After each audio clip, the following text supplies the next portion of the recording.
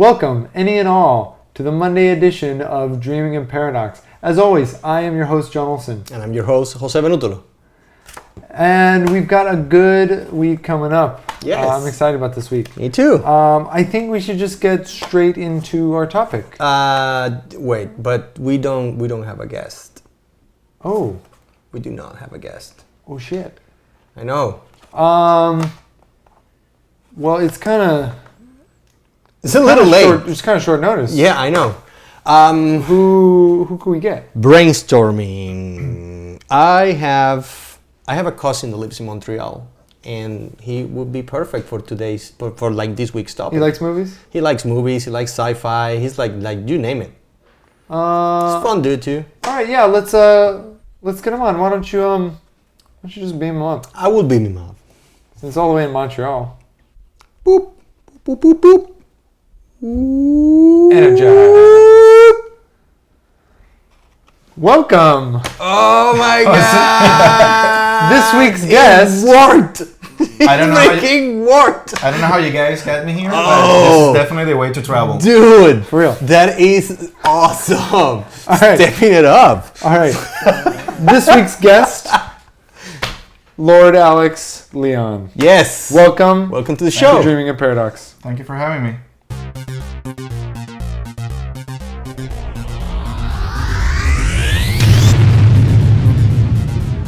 You can sing this next song about anything at all. Again, welcome. To reiterate, our guest this week is LordAlex Leon. You can find him on Twitter at LordAlex. At LordAlex, just like At that. LordAlex. It'll be at the bottom, as always.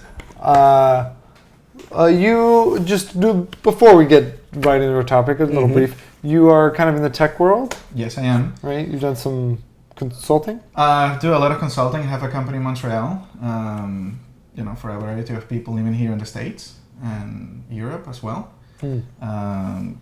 All kinds of things. All kinds of things. You've done a lot of work with Flash. Originally, I started with Flash. I started in the time that Flash wasn't... I started actually when Flash was starting. A good 10 years doing conferences and doing a lot of... It's not a bad run. Yeah. It was a All right.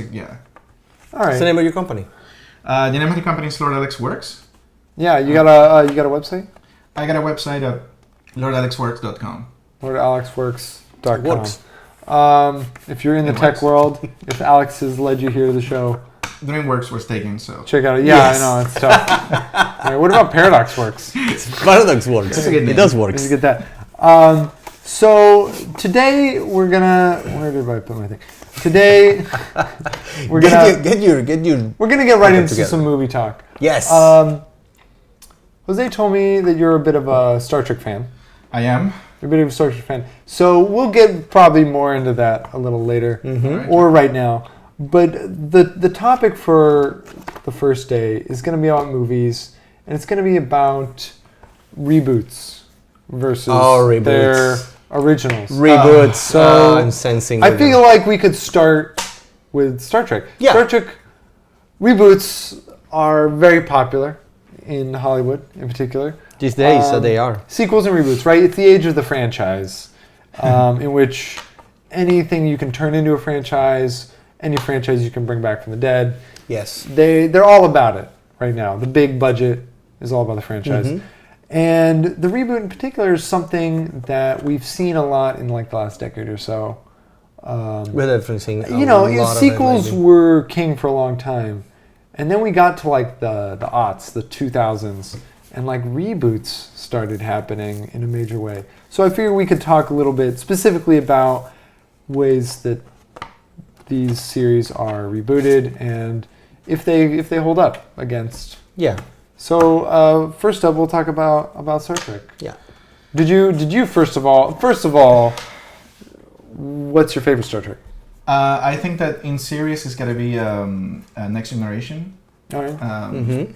And in terms of movies, I like all the movies actually equally if you're into the universe of Star Trek. Okay. I even like the new ones. I have a little problem somewhere in the back of my mind with the reboot. Okay. But, okay. Still. So what does it do wrong then? You're entitled. Well, the thing is that when I first got into Canada, actually, one of the ways that I learned, I had to learn French and English going there, and I used to take French courses and do my English actually by watching Star Trek episodes. Oh, really? And with the closed caption, I would just repeat and learn. So I gotta say that Star Trek has a very personal.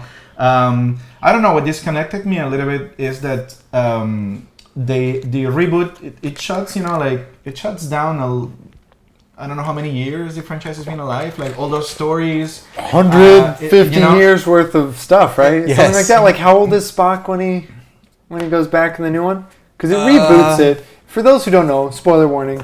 The new Star Trek, like 4 years ago now, correct. rebooted with the idea that Spock went back in time and created a new timeline wherein very different things happened. Yes. Exactly. A few key events were changed. Were changed. Although, I mean, I have things but to he say goes about back in time as like a 150-year-old man or something. So it's like a good... Yeah, he's around that. He's over 100. Yeah, easily. he's definitely under 100. Oh yeah, and so where does that leave Next Generation, Voyager? All these. They're still over there in their own timeline. We don't know, right? I feel like with Star Trek, you never really lose a timeline. You just gain new ones. Well, I mean, like the way that they did it, because I like it, is because they alter the order in which certain things happen, but certain things are destined to happen, and they still will happen. And you see it more on the second one. Yeah, that brings Cam back. A little bit of that is. But he has, I feel like maybe they go a little too far with that. Actually, I don't feel that they did that, but that's just my, my take on it. It's like they want to relive these old moments. They do. They want to bring it to the new... Vulcans are also, a big part of the story too. So what happens to all those episodes where Vulcans were involved in the decision now? It's true. Now it changes drastic. That is a drastic change. Yeah. That is a drastic change in the universe. It changes the politics of that whole completely. Universe. Yeah, it makes Spock kind of like unique, and it makes him endangered. An endangered species. It's true. So how do they compensate for all of that? I don't know. That's what kind of makes me feel a little bit queasy about this reboot. Yeah. It's. I mean, but they could always. But what do you feel when they do things like this? Right?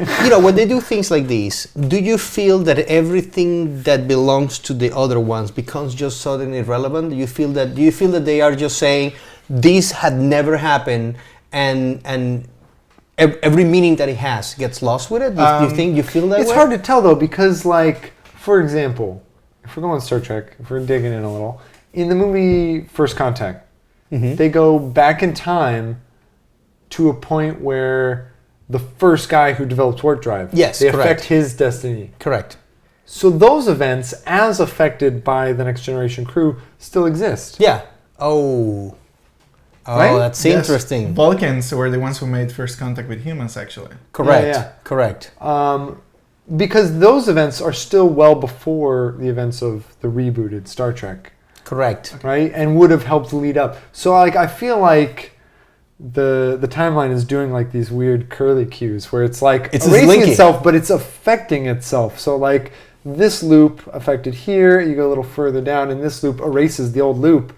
But it still affected that timeline. What do you feel about that? Do you feel it's irrelevant? How do you feel? About I think I have mixed feelings about it. I think that I like the movie. I did like what I did in terms of a movie, but it does make me somewhere. It makes me feel a little bit uncomfortable that I feel like I lost all of that. Everything that I saw in the past, it's kind of gone now, and There's still DVD. Yeah, yeah, exactly. There's still the internet. Who used to steal a DVD player? Yeah. But I wanted to talk about these episodes, perhaps with my kids and everything, and now it's they won't get to know all of that. They will. But they weren't going to see those. I feel like they weren't going to see those on TV anyway, right? That day was already gone. I feel like the Star Trek, I think, is a good example of a reboot because I think the timing was right. They hadn't had a movie in a while. They hadn't had a TV show in a while. Yes. It was waning. I feel like they made a big misstep with the TV series when they did Enterprise. Mm-hmm. Because by going in the past, they were kind of it's a harder thing to do, and it's a harder thing to sustain. And if you can go into the future, that's an easier way sustain something, right? So they had kind of missteps with the shows. They weren't on the air anymore. I think that it was a ripe time to reboot. I think that the timing was good on it. I believe that it needed to be reinvigorated. Yeah. They needed to figure out, but was it the best? So yes, it needed to be Would you have gone with rebooted. the show? Would you have gone with the new show? I probably would have gone with a new show, but I would have changed a little bit the recipe a little bit. I think that they could have gone for something a little bit different. Not so much maybe in space, but it could have been on a certain planet. I don't know. The Academy itself. They could have gone in There's a lot of avenues. There's a lot of exactly. Yeah, I think definitely there would have been room to do something like that. Because like some of the things, it's to me it's interesting how they changed the primary timeline. Yeah. At a certain point in time, and it affects things that I feel they are monumental, like the fact that Uhura, it's a love interest with Spock. Yeah. It's monumental. I mean, if they start having little kids, that's crazy. it's a whole new generation. It's a whole new generation. And in this case, like think about that. Vulcans are by the way that he sets in the movies, they're just tens of thousands scattered around the galaxy, right, from like 7 billion of them or something like that, which is similar to the warp to human population. Now, if they do not procreate among them, then Vulcan is going to become a mixed race. It's going to become just a trace of a... I always wondered about that in Star Trek, the way that they can all seem to just mix. Like, that means they're essentially the same species, can, right? Some humanists can. Because, like a horse and a mule are too different to create offspring that can breed. So, like, can Spock even breed? Like, he's half human, half Vulcan. Yeah, he never had kids. I think he can. I think he can. So then, like, how are we we're so similar? That's, it's a stretch. But that's the thing. I mean, if Spock breeds with a human, then his kids is way less Vulcan than him. Yeah, if it's like it always will go, it always will favor one of the as the more generations come. So eventually you will have I guess they could go with Romulans, and then it will be kind of the same genetic code. Yeah. It's just that Romulans are more in touch with their feelings than. But that could be interesting. But I think in the also within the technology that they had at the time, there are other ways of reproducing. That's true. In the series too, right? They have this whole cloning and why not?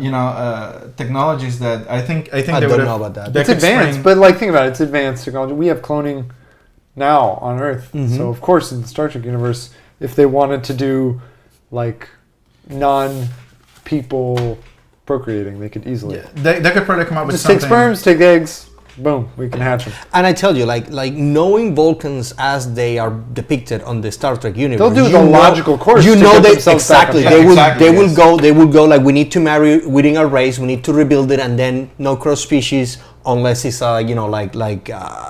Exceptions are allowed. But they will go full force with this is the logical step. We need to procreate with a known species. We need to rebuild. New planet. We need find to a new planet. Correct.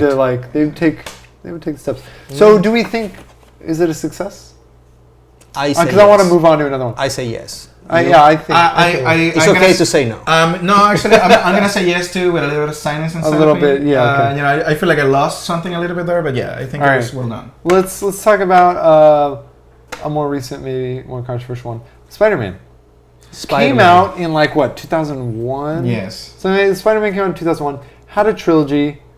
And then once the trilogy was over, they waited a year before they went into production on a reboot. Yes. It was just immediate. Yeah. Immediate reboot. Spider-Man is an old beloved franchise, granted. But they just they didn't wait for the body to get cold. Yeah, exactly. And I gotta say, out of all of them, because I think there's an epidemic of reboots right now in Hollywood, but I think Spider-Man, I'm gonna say no.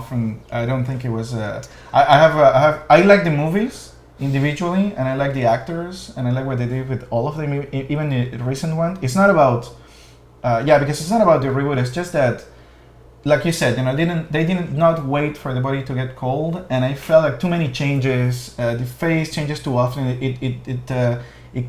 It breaks something. I feel like it means less. right? Yes. Yeah. It's You just, make yeah. yourself irrelevant by Exactly. doing it Yeah. too often, maybe.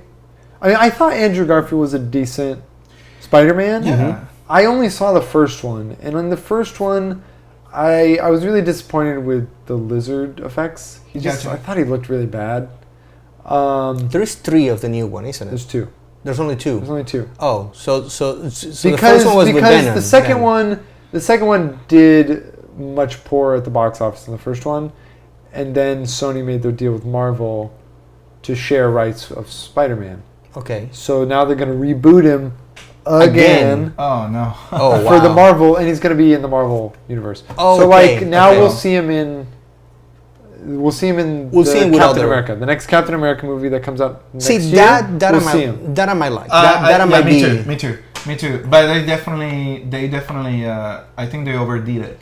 Do you guys know There's a about limit. Miles Morales? Let me just say something about Hold on. that Spider-Man. Okay. It just like the rebooting makes the new ones feel cheap.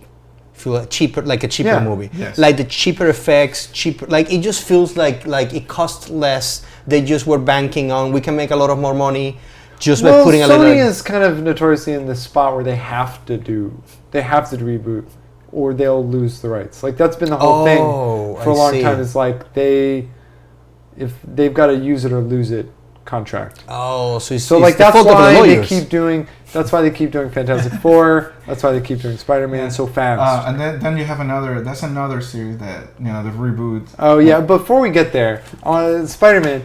Do you guys know about Miles Morales, I do not know what that is. Black Spider-Man? He's Black in the comics. Spider-Man? He's in the comics. He's half African I American. didn't half know there was a black Spider-Man. Latino. I don't.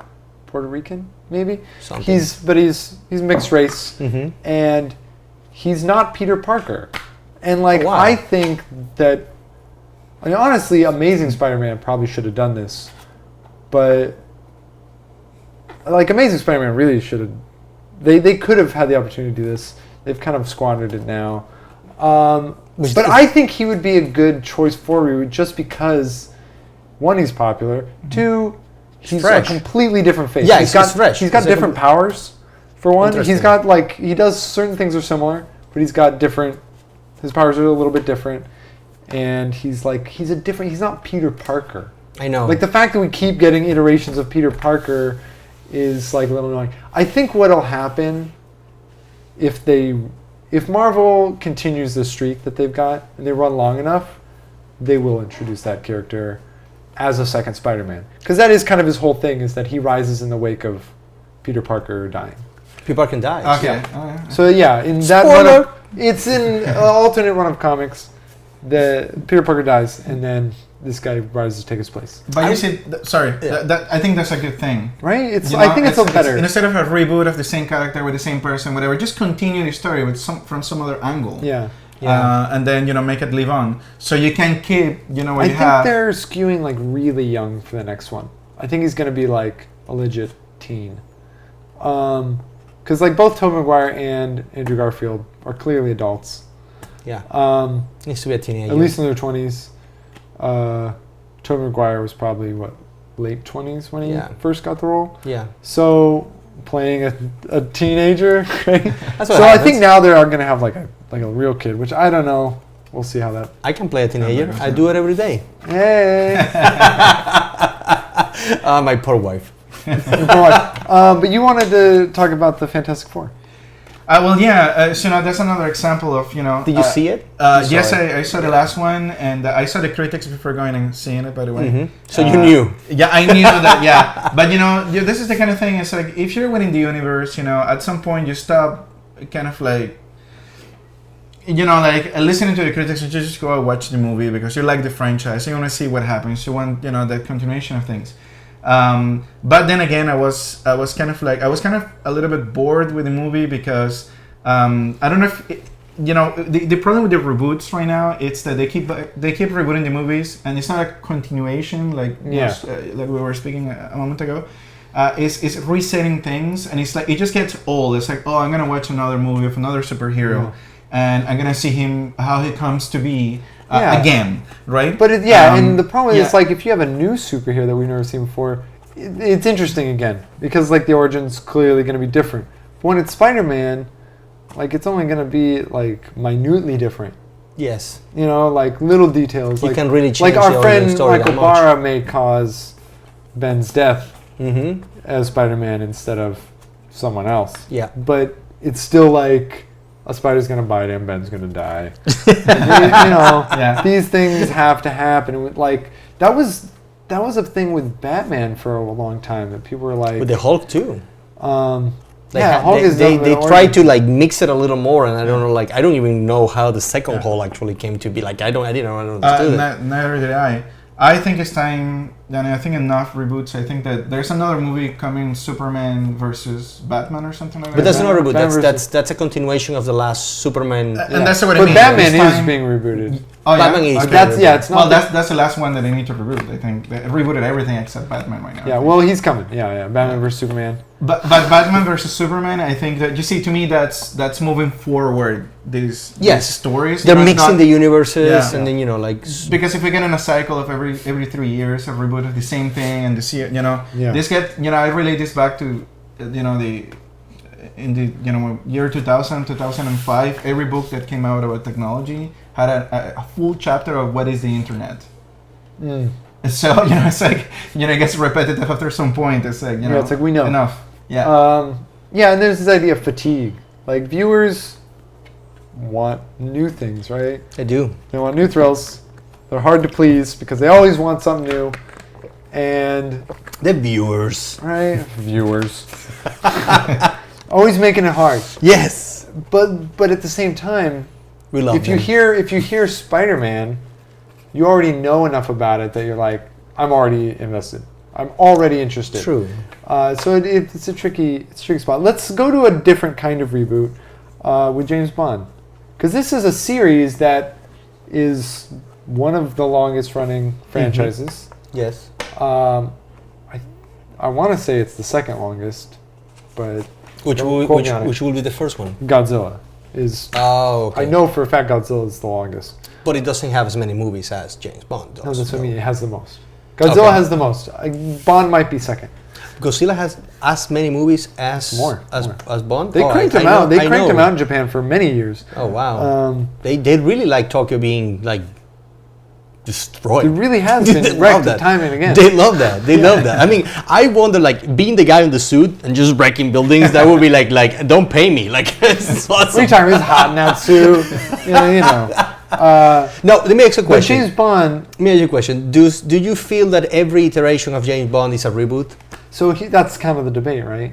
I don't. You don't. It's same Bond, I think that they same managed, series. It's the same series, but they manage somehow to make it so when I hear about a new James Bond movie, I'm thinking, oh, who's gonna be playing it this time? Yeah. And they made that. They made it somehow- a thing, yeah. They made it a thing that it's like, oh, okay, so It took a it's- long time to do that, though. Yes. I think that these franchise, right? James Bond is a little bit like Mario for Nintendo. It's the same thing, but they figured out a way to make it so they make something new, and Okay. it never gets old. It's like, oh, let's see what they did with Mario. So let's see a new movie of James Bond. Whether with other franchises, it doesn't work as well as that.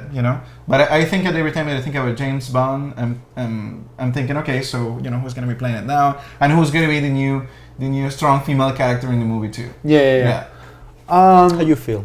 I like the idea that like they're all just. It's like, in the Bourne Identity, how Bourne is just an identity. I kind of like the idea that Bond is like that. Like if you are Agent 007, then you are James Bond. Yeah. And so all of the Bonds so far have all been just that's their identity. They've just been given that identity. Yeah. The I interesting mean, thing- there is evidence to the contrary. The problem with James Bond is that there's no win. There's no perfect win with these scenarios. So true. like however you want to see it, it's kind of up to you. Like it doesn't really make any sense as continuity. I know. But you can kind of. I like that. I like that idea. You know what? With the Because exception, then the Craig one makes the most sense. Yes, Because, as a reboot. Because it was still M. Judi Dench was still M. Mm-hmm. Because I love that they were like, we got to keep Judi. She's awesome. Yes. So Judi Dench was still M, but she was recruiting a new Bond, right? It's his first kill, and it would explain why like they are kind of so different. Like clearly it's supposed to be someone who's at the top of his game, right? The 00 spies, like they only have 9 of them presumably, and they're the best, right?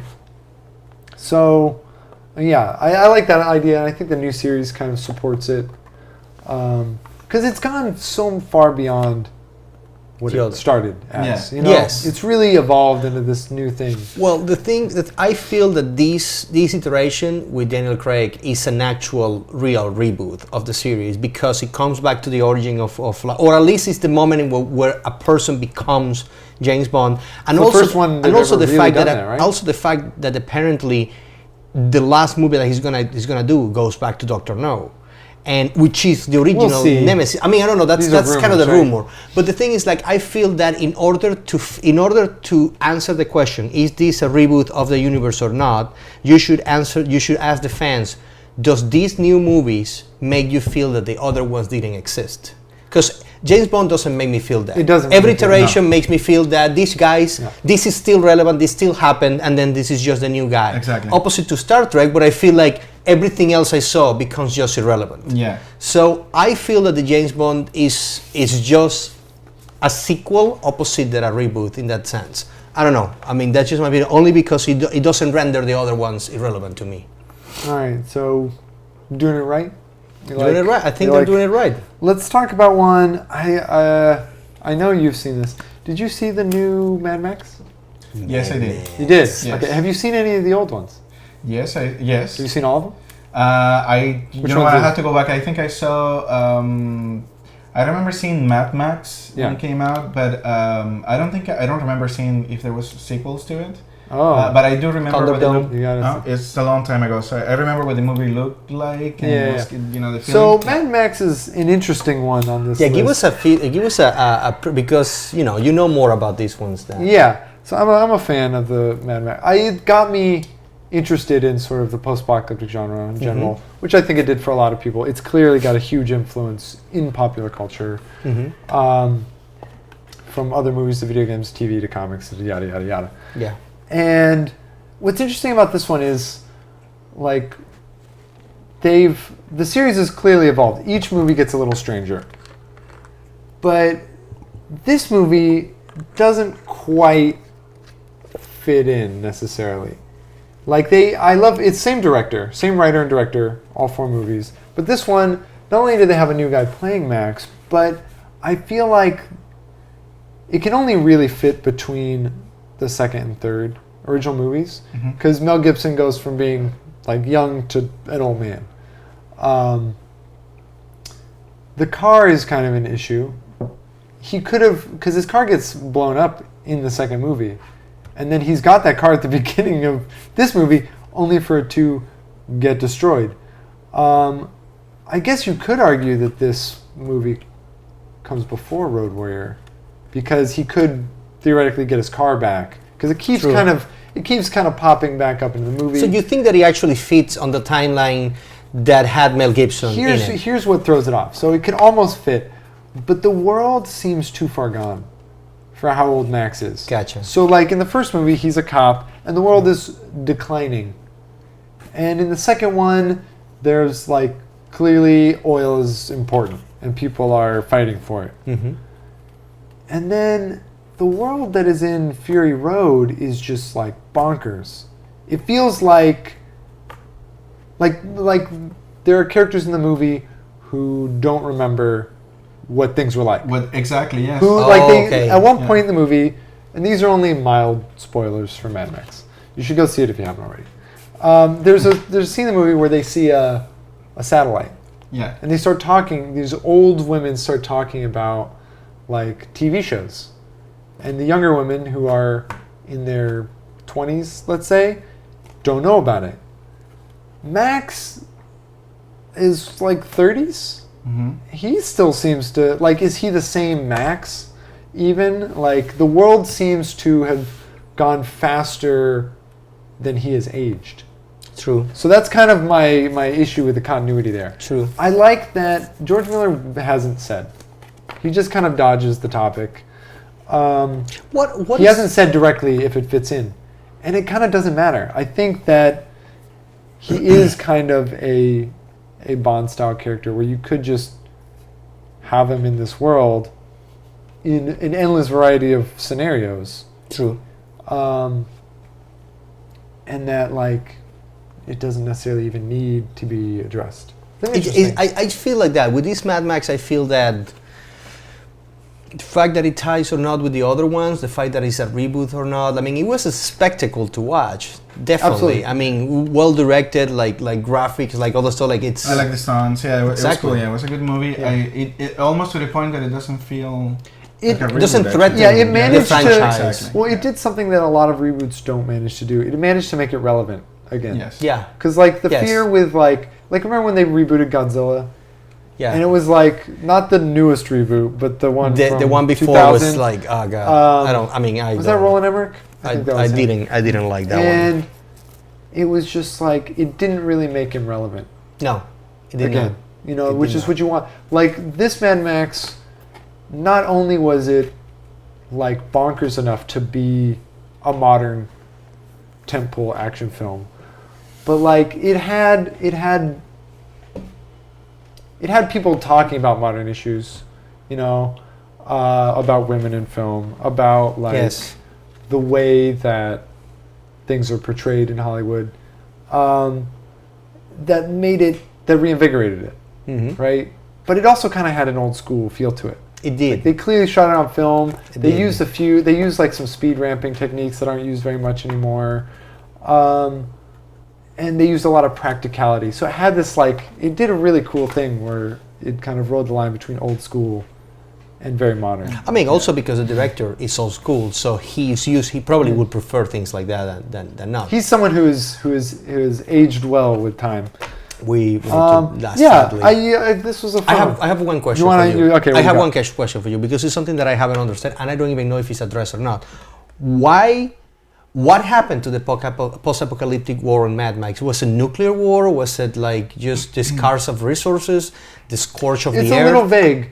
I think it's kind of all of the above. It's that oil, I think, in my theory, Oh, but that's not explained. it's not directly explained. Gotcha. My theory is that the world hit peak oil, so we found the cap, and now there's oil's running out, and the fight for it is on, and then at some point this leads to thermonuclear war Gotcha. on a large scale, Gotcha.